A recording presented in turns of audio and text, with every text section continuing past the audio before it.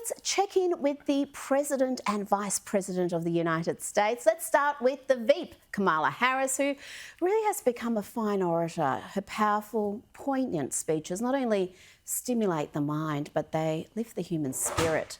Whether she's explaining the Russian invasion of Ukraine, Venn diagrams, or her love of school buses, Kamala always brings intellectual heft to her speeches. And you're in for a treat, kids, because this week Kamala is going to explain space travel. Bob and Doug returned to the Kennedy Space Center. They suited up, they waved to their families, and they rode an elevator up nearly 20 stories. They strapped in to their seats and waited as the tanks beneath them filled with tens of thousands of gallons of fuel. And then they launched. Yeah, they did. Yeah, they launched.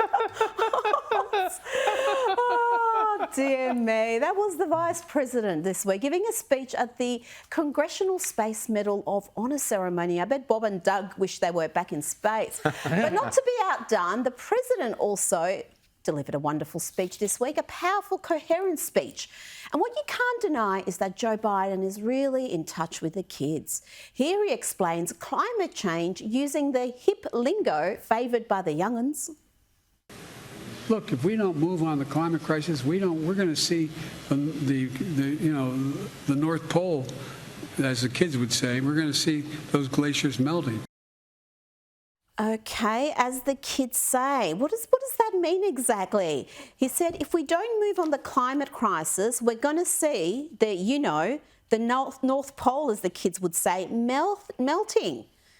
The North Pole, as the kids. I'm not up with the lingo, so I Googled North Pole, and the most popular Urban Dictionary definitions were frankly too obscene to share on a family show like this, but this was a popular definition. North Pole is the location of a massive amount of cocaine and sex paid for by stolen money.